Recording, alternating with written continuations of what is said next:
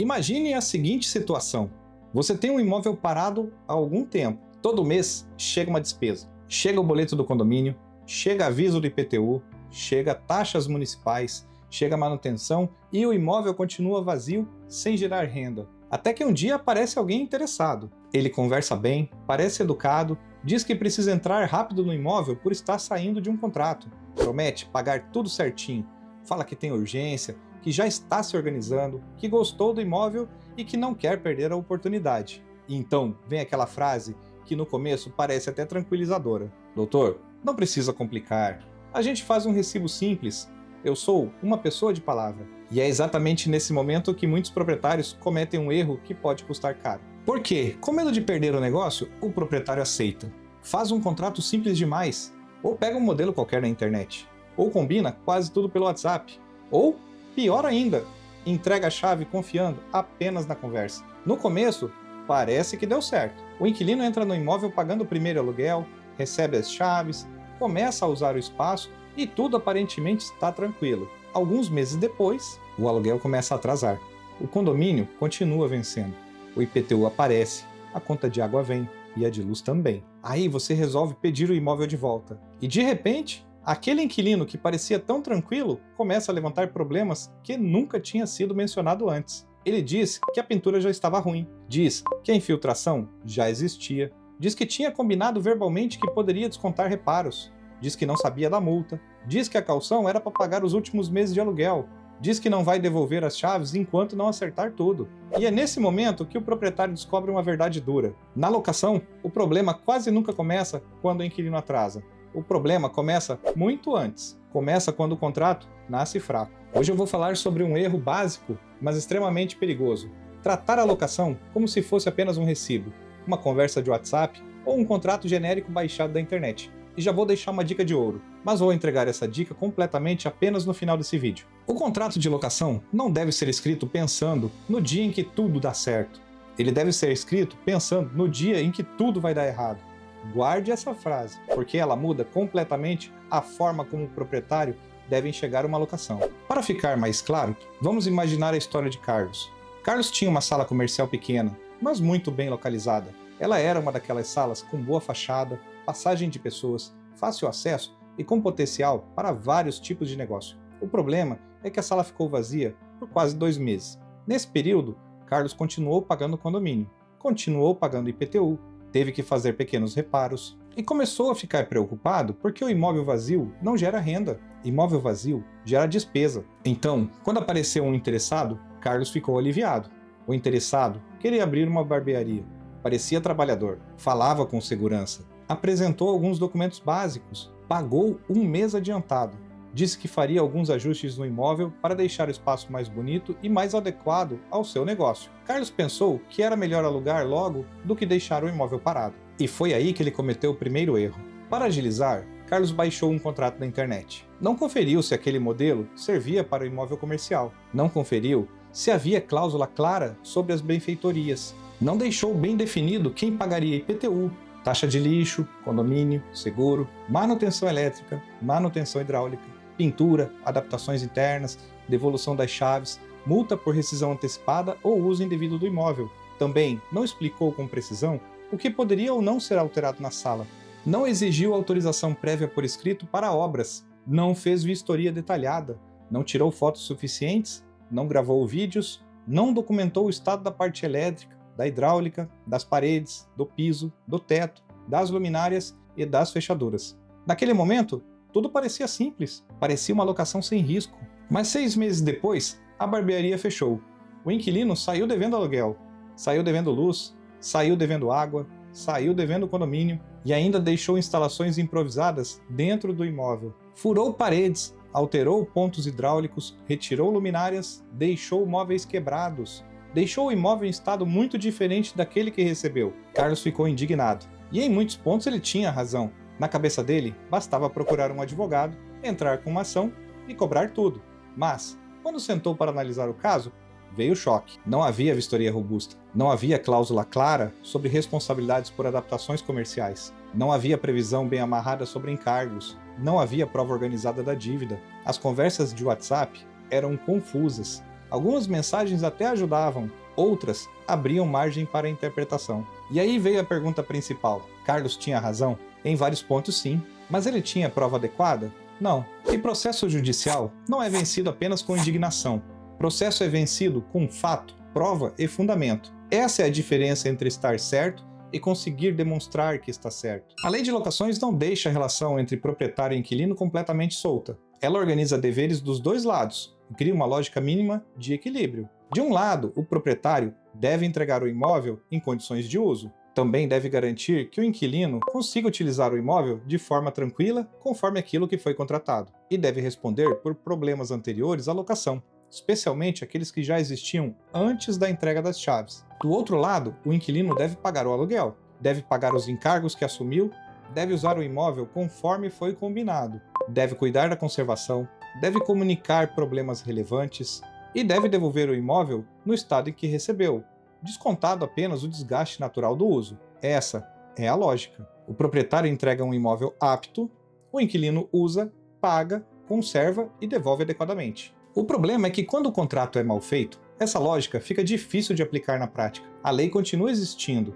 Ela não desaparece porque o contrato é ruim. Mas o contrato ruim tira a precisão. E quando você perde precisão, você perde força de cobrança, perde velocidade de reação, perde segurança para exigir a multa, perde clareza para cobrar os danos e perde estratégia para retomar o imóvel. E aumenta muito o risco de discussão judicial. Por isso, um contrato bem feito não serve apenas para formalizar a locação.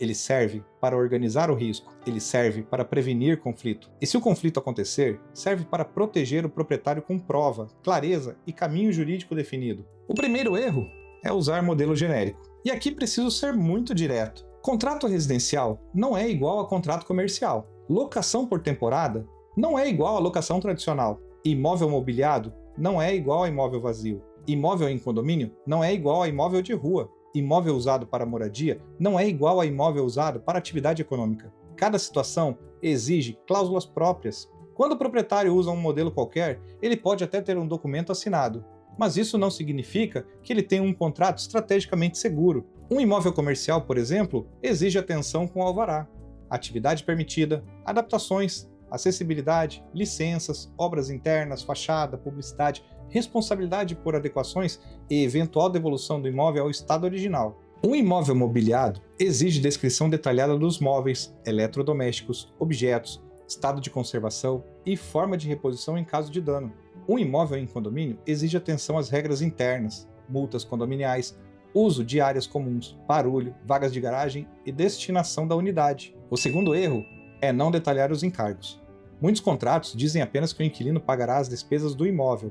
Só que essa frase sozinha pode gerar muito problema. Que despesas seriam essas? IPTU, taxa de lixo, condomínio ordinário, seguro incêndio, água, energia, gás, internet, multas condominiais, despesas extraordinárias, fundo de reserva, obras estruturais, manutenção de equipamentos? Quando isso não fica claro, nasce o conflito. E o conflito nasce justamente porque cada lado interpreta o contrato de forma que mais lhe favorece. O terceiro erro é não prever corretamente a forma de devolução do imóvel. A entrega de chaves não pode ser tratada como um ato informal. Não basta o inquilino mandar uma mensagem dizendo que deixou a chave com o vizinho, que a chave está na portaria, que já saiu do imóvel ou que pode entregar quando der. A devolução das chaves precisa ter procedimento, precisa de vistoria final, precisa de conferência de débitos, precisa de termo de entrega, precisa de registro do estado do imóvel, precisa deixar claro se há pendências e precisa separar uma coisa da outra. Devolver a chave encerra a posse, mas não apaga automaticamente as dívidas, danos ou obrigações pendentes. O quarto erro é tratar o WhatsApp como contrato. O WhatsApp ajuda a provar, mas ele não substitui um contrato bem estruturado. Mensagens soltas podem ser úteis, mas também podem atrapalhar. Áudios podem ser interpretados de formas diferentes. Conversas fragmentadas podem gerar dúvida. Prints fora do contexto podem virar combustível para discussão. O ideal é que o WhatsApp seja usado como apoio de comunicação, não como base principal da relação locatícia. Antes de entregar as chaves, o proprietário precisa olhar para o contrato com seriedade. E esse contrato precisa responder às principais perguntas da locação. Ele deve trazer a qualificação completa das partes, deve identificar corretamente o imóvel, deve descrever a finalidade da locação, deve indicar um prazo, deve indicar o valor do aluguel, deve indicar a data do vencimento, deve prever um índice de reajuste, deve prever multa por atraso, deve prever multa por rescisão antecipada, deve indicar a garantia locatícia escolhida, também deve deixar claro quais encargos serão pagos pelo inquilino, deve explicar regras de conservação, deve tratar de benfeitorias, deve dizer se obras dependem de autorização, deve proibir ou regular a sublocação, deve estabelecer o uso permitido do imóvel, deve exigir vistoria inicial, deve prever vistoria final, deve definir forma de comunicação entre as partes e deve deixar claro como serão tratados danos, débitos e a devolução das chaves. Além do contrato, o proprietário deve guardar tudo em uma pasta organizada. Contrato assinado, documentos pessoais, comprovante de renda, comprovante da garantia, laudo de vistoria, fotos, vídeos, comprovante de entrega das chaves, comprovantes de pagamento, boletos, recibos, conversas importantes, notificações. Tudo isso forma o conjunto da prova. E aqui está uma diferença fundamental. O proprietário organizado resolve problemas com muito mais força. O proprietário desorganizado precisa improvisar. E improvisar durante um conflito é sempre mais caro. Agora, se o problema já aconteceu, o primeiro passo não é sair ameaçando, também não é mandar mensagens agressivas, e muito menos tentar constranger o inquilino. O primeiro passo é organizar a prova. Pegue o contrato, separe as conversas, levante recibos, boletos, comprovantes, separe fotos e vídeos, verifique laudos, confira débitos, faça uma planilha objetiva com valores, datas e origem de cada cobrança. Depois disso, o caminho mais seguro costuma ser uma notificação extrajudicial. Mas essa notificação precisa ser objetiva. Ela deve dizer qual é o problema, deve explicar qual obrigação foi descumprida, deve indicar qual valor está pendente, deve conceder prazo razoável para a regularização, deve informar também qual a providência que se espera e deve apontar qual consequência poderá ocorrer se não houver solução. Essa postura muda o jogo, porque o proprietário sai do campo emocional e entra no campo técnico, e muitas locações se resolvem exatamente nesse momento. O inquilino percebe que não está mais diante de uma reclamação solta, está diante de uma cobrança organizada, com documento, com prazo, com consequência e com possibilidade real de ação judicial. Se a via administrativa não funcionar, aí sim pode ser necessário avaliar o caminho judicial. Dependendo do caso, pode caber ação de despejo, pode caber cobrança de aluguéis e encargos, pode caber execução de título extrajudicial quando o contrato tiver força suficiente para isso. Pode caber indenização por danos ao imóvel, pode caber pedido de rescisão contratual, pode caber cobrança contra fiador, seguradora ou contra garantia, conforme for o caso. Mas atenção, processo judicial não corrige automaticamente um contrato mal feito. O juiz trabalha com o que está no processo, e o processo trabalha com o que foi documentado. Por isso, um contrato fraco pode transformar uma cobrança simples em uma discussão longa. Pode fazer o proprietário perder tempo, pode aumentar custo, pode reduzir chance de recuperação integral do prejuízo e pode obrigar o proprietário a provar por outros meios aquilo que deveria estar claro desde o início. É por isso que a prevenção na locação não é luxo, é economia. Agora, eu vou entregar a dica de ouro que prometi no começo desse vídeo. Eu quero que você preste muita atenção, porque essa dica pode mudar completamente a forma como você analisa um contrato de locação antes de entregar as chaves do seu imóvel. Antes de assinar qualquer contrato, antes de entregar a chave, antes de aceitar a pressa do inquilino e antes de confiar apenas naquela frase bonita de que está tudo certo, faça uma coisa muito simples. Faça o teste do conflito. Não leia o contrato imaginando que tudo vai dar certo. Leia o contrato imaginando que algo pode dar errado. Porque o contrato realmente importante não é aquele que funciona quando o inquilino paga em dia, responde suas mensagens e cuida bem do imóvel. Nessa fase, praticamente qualquer contrato parece funcionar. O verdadeiro teste começa quando o aluguel atrasa, quando aparece uma dívida de condomínio, quando o imóvel é devolvido com dano, quando o inquilino diz que combinou algo verbalmente ou quando você percebe aquela relação tranquila se transformou em uma disputa. Então, a primeira pergunta que você deve fazer é essa: se o inquilino atrasar 3 meses, eu consigo cobrar com clareza? Parece uma pergunta simples, mas ela revela um problema muito comum. Imagine que o aluguel vence todo dia 10. No primeiro mês, o inquilino atrasa e diz que vai regularizar na semana seguinte. No segundo mês, ele paga apenas uma parte. No terceiro mês, ele para de responder com a mesma frequência. Enquanto isso, o condomínio continua vencendo, o IPTU continua correndo, a taxa de lixo aparece E talvez ainda existam contas de água, luz ou gás vinculadas ao uso do imóvel. Nesse momento, o prejuízo do proprietário já não é apenas o aluguel, é o aluguel que não entrou, é o condomínio que pode ser cobrado do dono, é o IPTU que continua ligado ao imóvel, é o tempo perdido tentando resolver, é a insegurança de não saber se deve negociar, notificar ou entrar com ação.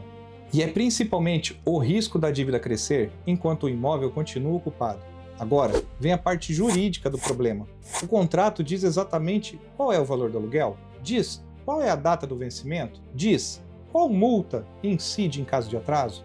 Diz se há juros, correção, quais encargos acompanham a dívida? Diz se condomínio, IPTU, taxa de lixo, água, luz, gás, seguro podem ser cobrados junto com os aluguéis? Se o contrato é vago, o inquilino ganha espaço para discutir. Ele pode dizer que aquela despesa não era dele, pode dizer que nunca recebeu o boleto, pode dizer que tinha combinado pagar em outra data, pode dizer que parte daquele valor era responsabilidade do proprietário. E aquilo que deveria ser uma cobrança objetiva se transforma em uma discussão longa, desgastante e muitas vezes cara. Por isso, um contrato bem feito precisa permitir que, diante de 3 meses de atraso, o proprietário consiga montar uma planilha simples, clara e defensável, indicando mês a mês o valor do aluguel, os encargos, a multa, os juros, a correção e o total atualizado.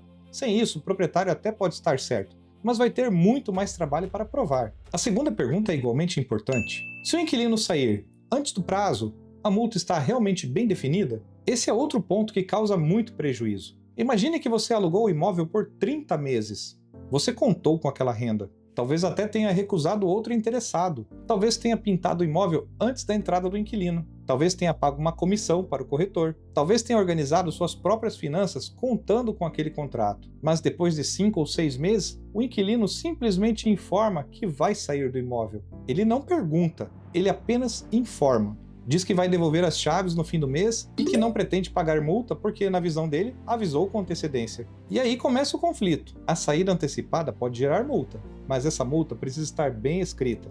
Não basta o contrato dizer, de forma genérica, que haverá penalidade em caso de rescisão.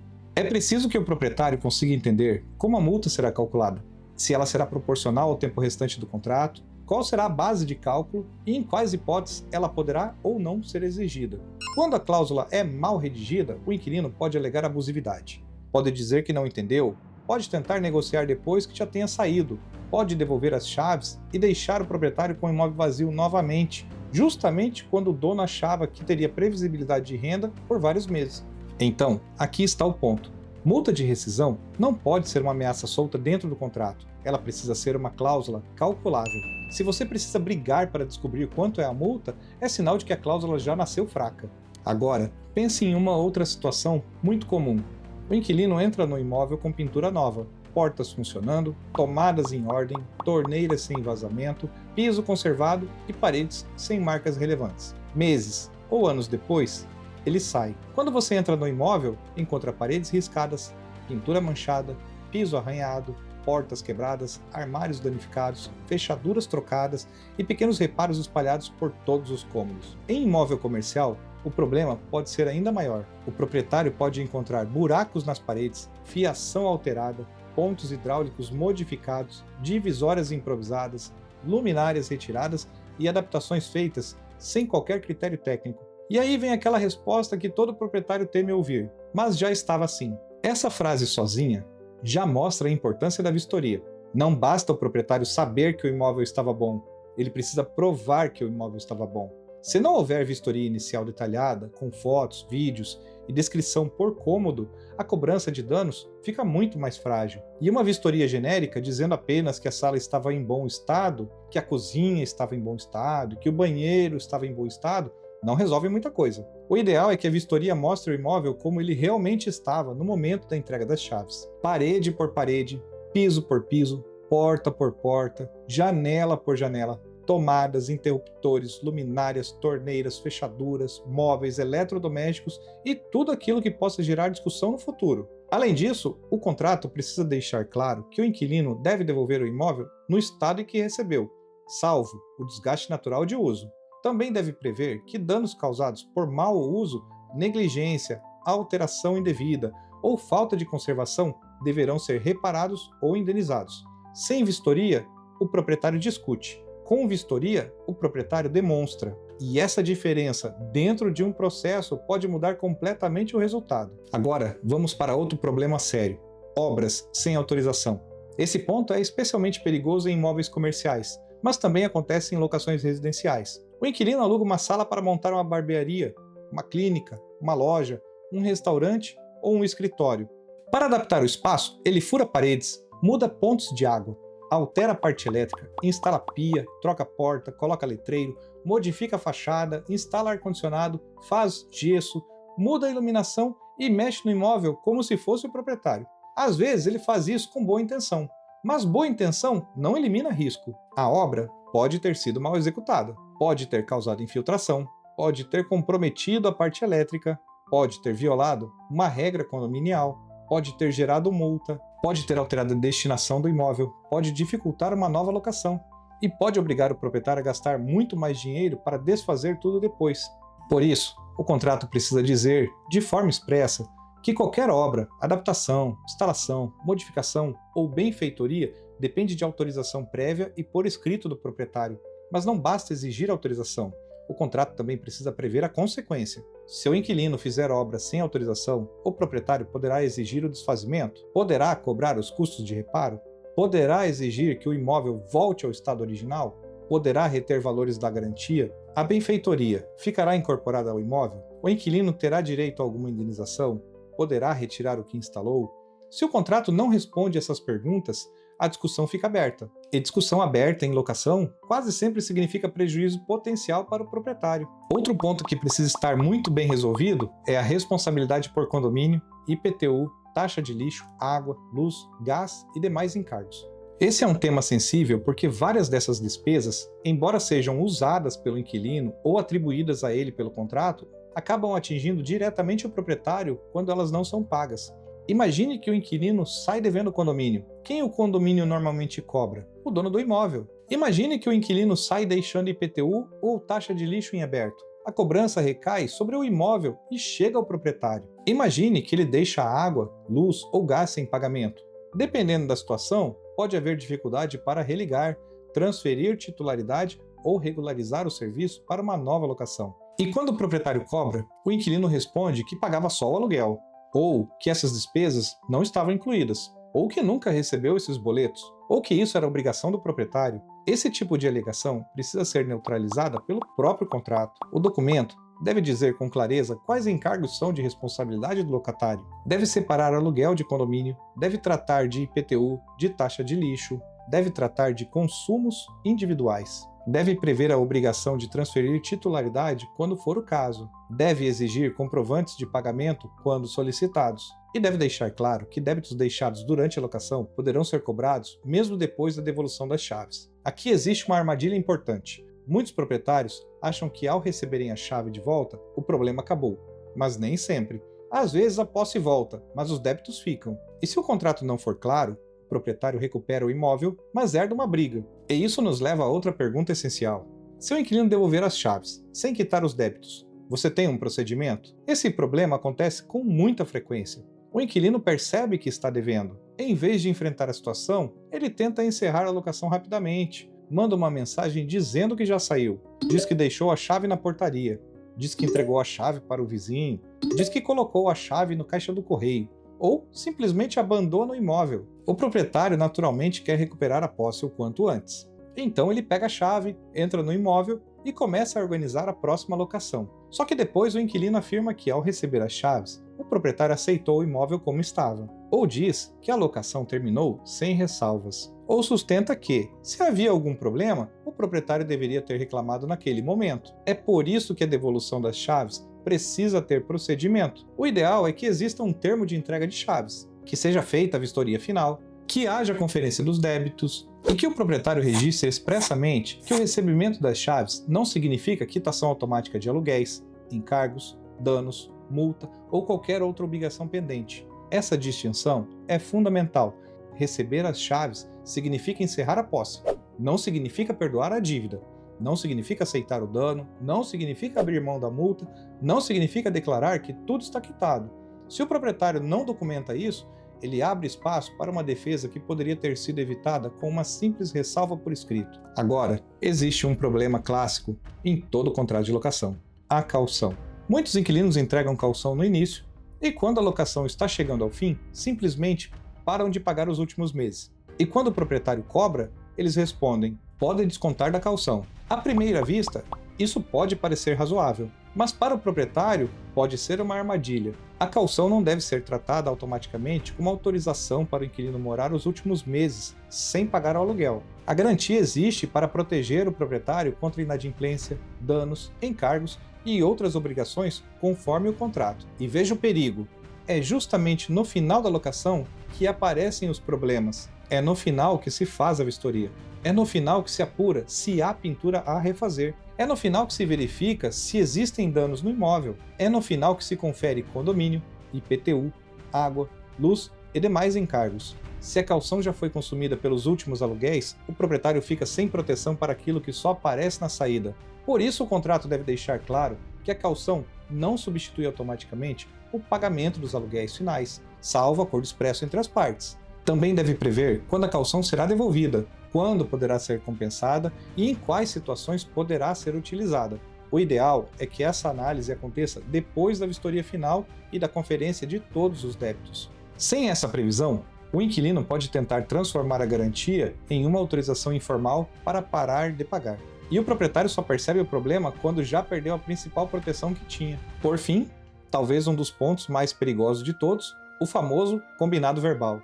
Na prática, muitas discussões começam com uma frase aparentemente inocente: mas eu combinei isso com o proprietário. O inquilino pode dizer que combinou o desconto, pode dizer que combinou carência, pode dizer que combinou fazer reforma em troca de aluguel, pode dizer que combinou não pagar multa, pode dizer que combinou usar a caução nos últimos meses, pode dizer que combinou sublocar, pode dizer que combinou mudar a atividade do imóvel, pode dizer que combinou pagar o IPTU apenas no final do ano. E talvez, em algum momento, tenha existido mesmo uma conversa. O problema é que conversa não organizada vira disputa.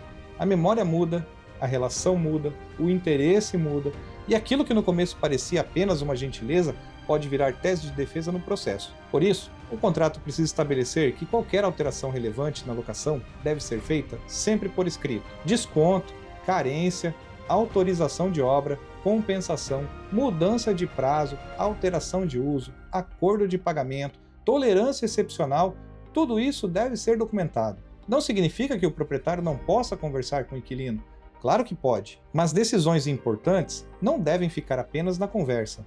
Se houve desconto, documente. Se houve autorização para a obra, documente. Se houve acordo para pagamento, documente. Se houve prorrogação para prazo, documente. Se houve qualquer exceção, documente, porque o que não é documentado vira versão, e versão em processo dá trabalho. Depois de passar por todos esses pontos, a conclusão é muito clara. Se o contrato não responde bem a esses cenários, ele ainda não está pronto. Não importa se o inquilino parece confiável, não importa se ele foi indicado por alguém, não importa se ele falou bonito, não importa se ele pagou o primeiro aluguel, não importa se ele disse que é uma pessoa de palavra. Na locação, confiança ajuda, mas prova protege, e o contrato é a primeira prova que o proprietário constrói a favor de si mesmo. Contrato de locação não é papel para o dia da paz, é mapa de guerra para o dia do conflito. Quando esse mapa é bem feito, o proprietário sabe o que cobrar, como cobrar, quando notificar e quais provas reunir e qual caminho seguir. E principalmente, reduz muito o risco de transformar uma locação simples em uma dor de cabeça longa, cara e desgastante. Então, antes de entregar as chaves do seu imóvel, não pergunte apenas se o inquilino parece uma boa pessoa. Pergunte se o seu contrato está preparado para proteger você caso essa relação deixe de ser amigável. Porque o melhor momento para evitar um processo é antes de assinar o contrato. Depois que o conflito começa, o que era prevenção vira disputa. Se esse conteúdo te ajudou a enxergar a locação com mais segurança, considere se inscrever nesse canal. Aqui você não vai encontrar conteúdo jurídico vazio, promessa fácil ou dancinha da moda. A proposta aqui é outra, é trazer orientação prática, exemplos reais, riscos que muita gente só percebe tarde demais e caminhos jurídicos para proteger o seu imóvel antes que o problema vire um processo. Porque no fim das contas, se inscrever nesse canal não é apenas acompanhar vídeos sobre direito imobiliário, é aprender a tomar decisões melhores evitar contratos frágeis, identificar ciladas e agir com mais segurança quando a conversa amigável deixa de funcionar. Então, se você é proprietário, síndico, investidor ou simplesmente quer entender melhor como proteger seu patrimônio, considere se inscrever no canal. Aqui, o objetivo é simples: transformar a informação jurídica em proteção prática para a vida real. Um abraço e até o próximo vídeo.